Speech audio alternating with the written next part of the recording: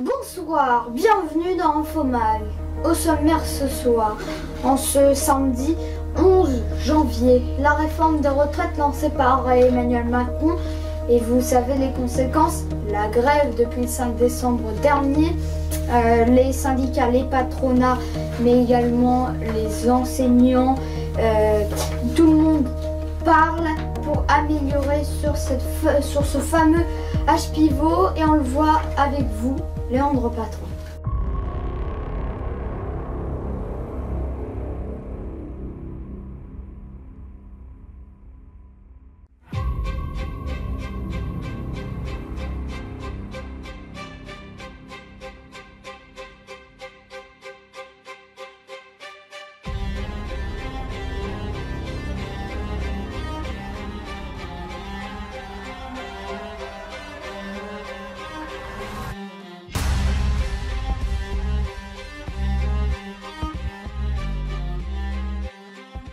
Depuis fin août 2019, le gouvernement doit faire face à l'épineuse question de la réforme des retraites.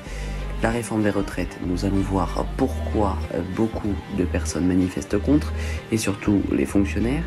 Ça ne s'ouvre pas, vous avez vu le monde qu'on est? Il y en a, les gens sont révoltés, il y en a ras-le-bol. Quand même, ça fait 35 ou 36 jours que les gens sont dans la rue, c'est pas possible, il va peut-être falloir qu'ils fassent quelque chose. Je serai à la retraite dans 2 mois et demi.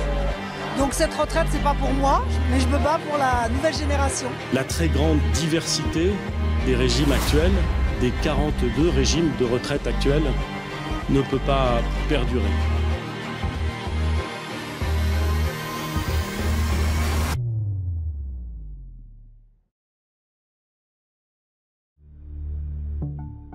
« 36 jours de grève où le seul gouvernement est toujours sourd à nos revendications, avec la revendication première, le retrait de ce rapport de Levoix. » Mais d'abord, revenons en arrière. Pour le moment, elle est calculée sur un système qui se base sur les 6 derniers mois de carrière des fonctionnaires et sur les 25 meilleures années pour les salariés du privé. Mais à partir de 2025, c'est-à-dire pour la génération 2004 qui va rentrer dans le domaine du travail, le calcul se fera sur l'intégralité de la carrière et avec un taux de cotisation commun à 28,12%. C'est donc beaucoup moins avantageux, et c'est pour ça que beaucoup de professions font grève, car tout le monde sera logé à la même enseigne, et une date de grève a donc été décidée à partir du jeudi 5 décembre. C'est la SNCF qui a emboîté le pas avec la RATP qui ont appelé à une grève illimitée. On suivi les professeurs qui ont rejoint le mouvement le 5 puis le 10 décembre. On a encore une grève qui est prévue le 9 janvier.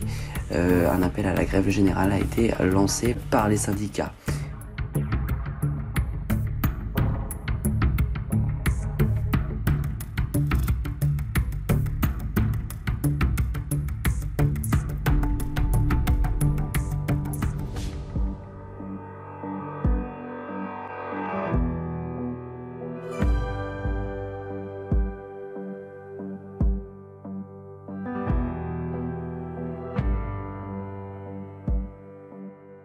Puis le gouvernement a essayé de calmer l'atmosphère avec des mesures qui ont été lancées, un âge pivot qui va être lancé avec un système de bonus-malus. L'âge légal va être toujours à 62 ans et l'âge d'équilibre, un âge pivot à taux plein, sera lui à 64 ans. Et par contre, donc si vous partez à la retraite à 62 ans, vous aurez moins 10% sur votre taux. Et donc vous toucherez moins de retraite. À 63 ans, ce sera moins 5%.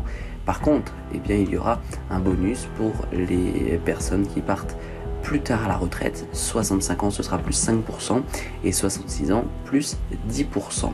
Le gouvernement a également déclaré que certaines personnes ne bénéficieront pas de cette réforme des retraites en dessous de 1975.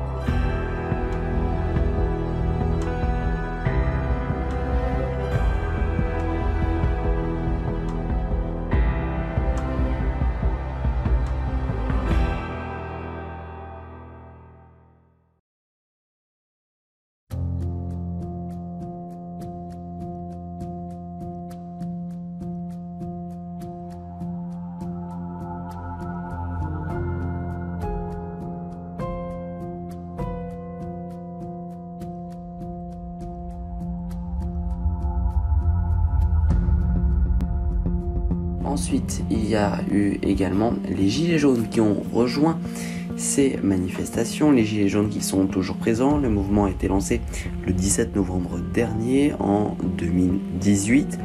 Toute l'année 2019, ils ont été présents sur les ronds-points, sur des manifestations. On a connu un regain avec cet hiver de contestation. Également, des syndicats de lycéens ont également fait face avec des blocus de lycées, d'universités, avec les conditions des étudiants qui se dégradent, avec plusieurs suicides, des immolations également. On a pu le voir en fin 2019 avec des salaires beaucoup trop bas, des pensions qui ne sont pas assez hautes d'après les étudiants qui ont manifesté devant leurs universités. La CGT a également fait plusieurs communiqués de presse sur cette grève massive du jeudi 5 décembre puis du 9 janvier 2020. Et puis les routiers, les taxis ont eux également face à leur fédération de routiers FO Transport et UNSA Transport, ils ont également lancé un appel à la grève nationale. Ensuite, le secteur aérien a bloqué certains vols pour cette trêve hivernale. Avec Noël et les vacances, il y avait beaucoup de vols qui étaient annulés, également les trains avec la SNCF. Le patron de la SNCF a appelé à un relâchement, Jean-Pierre Farandou, mais les salariés sont restés en grève, environ 10% de grévistes à chaque fois, dont 60% de cheminots. Plus globalement, les services publics, l'hôpital, l'éducation nationale, ou encore la poste, l'EDF et la police ont manifesté avec des coupures d'électricité aussi qui ont été réalisées. Les pompiers sont à bout de force également, tout comme les policiers qui ont fait grève des PV ou encore ont fermé symboliquement des commissariats. Et toute l'actualité de ces grèves, c'est sur notre compte Twitter, en direct avec nos prévisions trafic pour les grèves des transports avec notre partenaire Transport Île-de-France et Info Île-de-France. Et également vous retrouvez dans la description de la vidéo et sur notre site internet infotv.fr.nf une section sur ces contestations sociales.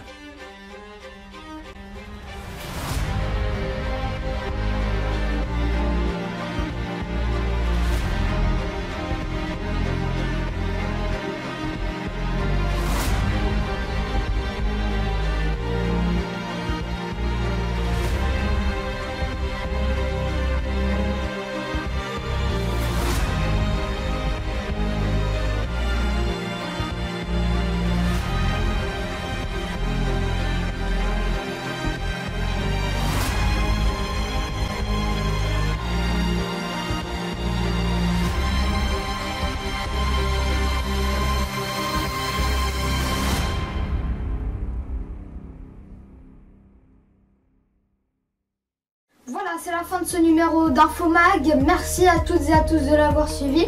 Le retour de l'actualité, c'est demain à 15 h avec une édition spéciale d'Instant Nature, présentée par Alexis Durand, qui reviendra évidemment sur ces incendies en Australie.